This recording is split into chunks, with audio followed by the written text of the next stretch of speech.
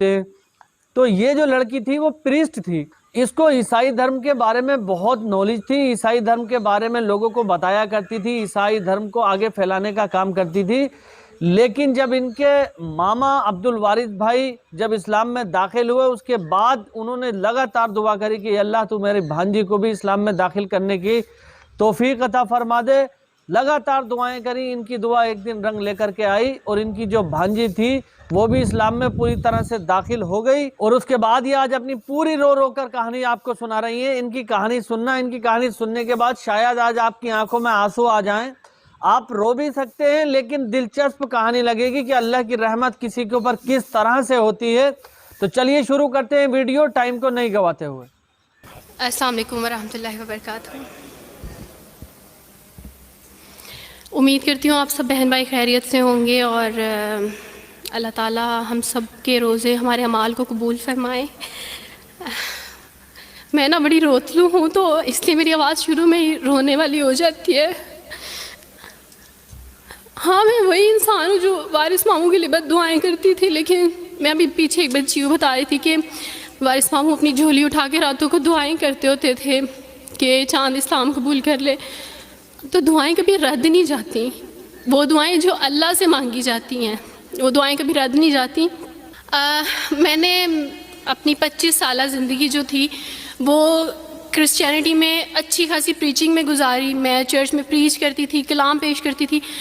ایک آپ کہہ لیں کہ کٹر مسیحی تھی میں, اور ایسی مسیحی تھی جو وارث ماموں کو یعنی بولنے نہیں دیتی تھی فیملی میں. جب مجھے پتہ چلتا تھا کہ آج وارث ماموں فلاں فیملی میں وزٹ کر کے گئے ہیں, میں اس گھر میں پہنچ جاتی تھی. اس سے پہلے کہ وارث ماموں کی باتیں ان کے ذہن پہ اثر کریں, مجھے خدا کا کلام پیش کرنا ہے, ان کے گھر پہ جا کے دعا کرنی ہے تاکہ شیطان اپنا کام نہ کرے. بیکاز میرے نزدیک وارث ماموں جو کام کر رہے تھے وہ شیطان کا کام تھا, کیونکہ وہ خداوند سے دور کر رہے تھے میرے لوگوں کو.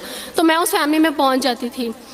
اپنے لوگوں کو چاہتی تھی کہ وہ خداوند کے ساتھ جڑے رہیں, وہ کبھی خداوند کا انکار نہ کریں, وہ یسوع مسیح کا انکار نہ کریں. یہ سب میری یعنی میں آپ کہہ لیں کہ ایک اسٹرانگ ورک کرتی تھی. مجھے اس چیز کا ڈر رہتا تھا کہ وارث ماموں کی وجہ سے اب مزید لوگ اسلام قبول نہ کر لیں. لیکن کیا پتہ تھا کہ اللہ تعالیٰ مجھے ہی دائرہ اسلام میں لے آئیں گے اور میں ہی وہ شخص بنوں گی جو اسلام قبول کرے گی. CSS کر رہی تھی, میں نے BA کمپلیٹ کیا اپنا, اور اس کے بعد میں CSS کر رہی تھی. اس کے دوران اللہ تعالیٰ نے مجھے یہ توفیق دی کہ اسٹڈی آف ڈفرینٹ ریلیجنس کی کتاب پڑھنے کے دوران یہ سبجیکٹ جب میں پڑھ رہی تھی تو مجھے پتہ چلا کہ اسلام ہی خوبصورت مذہب ہے. اچھا, آپ یقین جانیں وارث ماموں رمضان میں قرآن پاک ڈسٹریبیوٹ کرتے تھے اور راشن دیتے تھے. تو میرے بھائی کے ایک جہاں ڈیوٹی کرتے ہیں وہاں ایک انکل تھے, گارڈ تھے, ان کے لیے قرآن پاک لے کے ان سے رکھا ہوا تھا اور راشن بھی لے کے رکھا ہوا تھا. اور میں اس قرآن پاک کو نا چھپا کے اپنی سیف میں رکھتی تھی اور ڈرتی تھی کہ کسی دن میں اس کو کھول نہ لوں. اکثر ایک دو دفعہ پکڑا کہ کھول کے دیکھوں تو صحیح, کوئی نہ کوئی غلطی تو ہوگی نا اس قرآن میں بھی. یہ تو بڑی باتیں کرتے ہیں بائبل کے بارے میں, کچھ نہ کچھ تو ہوگا. لیکن آپ یقین جانیں ایک ڈر تھا کہ جس دن میں نے اس قرآن کو پڑھا میں اس قرآن کو اپنا دل دے بیٹھوں گی. اور وہی ہوا کہ جب میں نے قرآن پڑھا تو میں اس پر ایمان لائے بغیر نہیں رہ سکی. ایک رات وارث ماموں کو کال کی اور ان سے کہا کہ 2 بجے کا لگ بھگ ٹائم تھا, اور ان سے کہا کہ وارث ماموں مجھے آپ سے ضروری بات کرنی ہے. تو انہوں نے کہا کہ کیا بات ہے بیٹی, کوئی زندگی موت کی بات ہے؟ تو میں نے کہا کہ ایسا ہی سمجھ لیں, میں رو رہی تھی. تو انہوں نے کہا کہ سب خیریت ہے. تو میں نے ان سے کہا کہ بس بغیر کچھ کہے آپ مجھے کلمہ پڑھا دیں وارث ماموں. اور وارث ماموں اور میں بالکل خاموش تھے. یعنی وارث ماموں کہتے ہیں کہ اس وقت مجھے لگا کہ جیسے میرا دل پھٹ جائے گا. مجھے یقین نہیں آ رہا تھا اپنے کانوں پہ کہ وہ جو سب سے بڑی رکاوٹ تھی وہ مجھے خود کہہ گیا کہ مجھے کلمہ پڑھا دیں. اور میں نے ان سے 5 منٹ کا یعنی اسپیس لی کال پہ, اور 5 منٹ میں نے دعا کی. لیکن اس کے بعد میں نے کہا کہ اگر میں حق پہ ہوں, سچ پہ ہوں, تو بس پھر خداوند اس کو ہو لینے دے. اور وہی ہوا, میں نے اسلام قبول کیا. اور سوچا تھا کہ CSS کمپلیٹ کرنے کے بعد فیملی میں اناؤنس کروں گی, لیکن اللہ تعالیٰ نے کچھ اور منصوبے بنائے ہوتے ہیں, انسان کے کچھ اور منصوبے ہوتے ہیں. آپ یقین جانیں میری فیملی کو جلدی پتہ چل گیا. ایک رات میرے بابا نے وارث ماموں کو گھر بلایا اور ان سے کہا کہ ہم چاند کی شادی کرنا چاہتے ہیں, آپ اس سے پوچھ دیں کہ اگر کسی کو پسند کرتے ہو تو ہم اس کی شادی اس سے کر دیں, ہم جو ہے نا وہ اس کی مرضی کے خلاف نہیں جائیں گے. تو میں نے ان سے کہا کہ آپ ایسا نہیں کر پائیں گے. انہوں نے کہا کہ نہیں ہم کر سکتے ہیں. مجھے یہ تھا کہ مجھے پچھتاوا نہ رہے کہ میں شاید اس دن پاپا سے بات کرتی تو پاپا مان جاتے. تو میں نے ان سے کہا کہ پاپا میں ایک مسلمان مرد سے شادی کروں گی, آپ ایسا میرے لیے کر سکتے ہیں؟ اگر آپ کسی مسلمان سے میری شادی کریں گے تو ٹھیک ہے, میں شادی کرنے کے لیے تیار ہوں. میری گھر میں ایک سناٹا چھا گیا, اور اس خاموشی کے بعد جو ہے یعنی سب فیملی والے رونے شروع ہو گئے. انہوں نے کہا کہ آپ اپنے مذہب میں واپس آ جاؤ. لیکن یہ ہے کہ میں دین اسلام قبول کر چکی تھی. آپ یقین جانیں جس طرح لوگ مختلف ہیں اسی طرح ان کے مسائل بھی مختلف ہیں. مجھے مینٹلی بے انتہا ٹارچر کیا گیا. مینٹلی مجھے یعنی اس چیز کا احساس دلوایا گیا کہ ماما پاپا روتے ہیں. میرے پاپا نے آپ یقین جانیں خود کو پھانسی لگانے کی کوشش کی میری آنکھوں کے سامنے. میری ماما نے خود پہ پیٹرول ڈال دیا اور خود کو جلانے کی کوشش کی میری آنکھوں کے سامنے. اور میں اپنے روم میں بیٹھی یہ کہتی تھی کہ اللہ اگر میں حق پہ ہوں نا تو میری فیملی کو کچھ نہیں ہونا چاہیے. پھر بہرحال مجھے میری فیملی سے نکال دیا گیا یہ اس ڈر سے کہ میری وجہ سے دوسرے بہن بھائی بھی اس راہ پہ نہ چلے جائیں. اور وارث ماموں کو بلا کے مجھے گھر بھیج دیا گیا, ان کے گھر بھیج دیا گیا.